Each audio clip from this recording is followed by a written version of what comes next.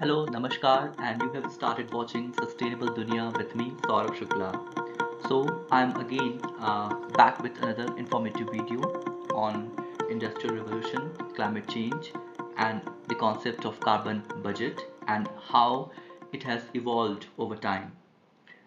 Just for context, the Industrial Revolution marked a turning point in human progress, but also triggered the long-term climate crisis we are facing today. So, without any further ado, let's start discussing this topic. So, the Industrial Revolution transformed societies from agrarian economies into industrial economies. This change was driven by coal, steam power, oil and gas, and mechanization.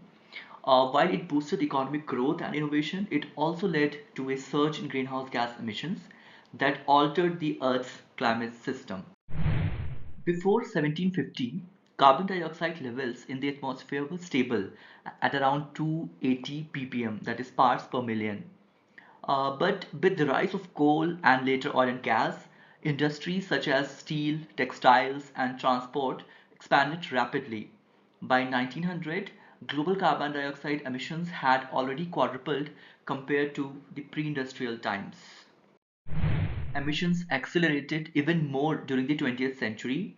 After World War II, economic growth drove fossil fuel demand, oil dominated transportation, while natural gas powered electricity. Carbon dioxide levels increased from about 310 ppm in 1950 to more than 420 as of today, causing warming and climate instability. These emissions have raised global average temperatures by about 1.2 degrees Celsius since pre-industrial times.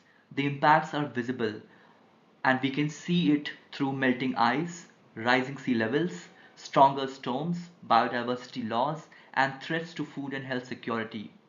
Climate change is no longer a distant risk, it is happening now and quite severely. Now, just quickly touch base upon the concept of carbon budget.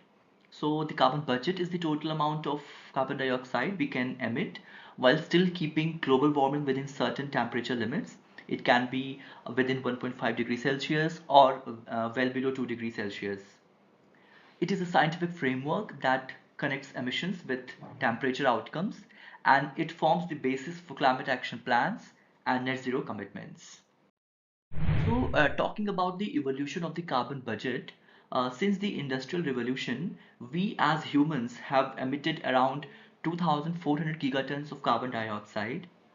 And in order to limit the warming to 1.5 degrees, we only have around 250 to 400 gigatons of carbon dioxide left in the atmosphere.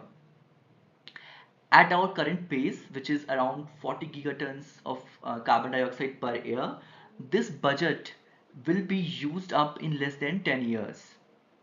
For the 2 degrees Celsius target, the budget is larger as compared to 1.5 degrees, which is around 1150 gigatons.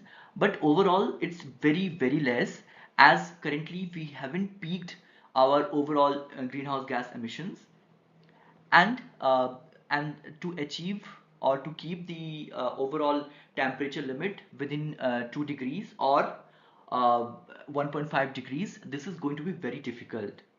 On the right hand side, you can see in these two snapshots that if we talk about achieving 1.5 degrees Celsius target with a likelihood of 83%, then we have already crossed our carbon budget, which is there in the atmosphere. See, it is just 30 gigatons of carbon dioxide, and with the rate of 40-degree, that exhaustion rate which we have already crossed it in 2025. But if we look at the likelihood of 67% of achieving or keeping the temperature within 1.5 degrees, we still have 2 more years left. In this case, we are left with 80 gigatons of carbon dioxide in the atmosphere, and if we start uh, peak our emissions and start decreasing our overall greenhouse gas emissions and move aggressively towards net zero, then we have two more years left, which is 2027. But it looks very difficult because as of now we haven't peaked our overall greenhouse gas emissions, and we haven't started decreasing it and achieving and moving towards achieving net zero goals.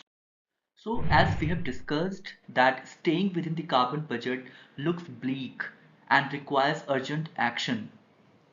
We must phase out coal, oil, and gas and rapidly expand renewable energy, electrification, and efficiency. Nature based solutions like protecting forests and soils are also essential to achieve the target of 1.5 or 2 degrees. Global equity is also critical. Developed nations should bear the historical responsibilities, but all countries must contribute towards this solution of achieving net zero goals and keeping the overall temperature limit at least well below 2 degrees Celsius and at best within 1.5 degrees Celsius. So, to conclude this discussion, the Industrial Revolution brought immense progress, but it also started the climate crisis. The carbon budget shows us clearly that time is running out. The decisions and actions we take now will determine whether we stay within safe climate limits. Just to reiterate, the window for action is closing rapidly and we have to take action on an urgent basis. So that was it in today's video. In case of any doubts and queries, please ask in the comment box. I will be happy to answer. We will meet next time with another interesting video on some interesting topic. Till then, bye bye, namaskar.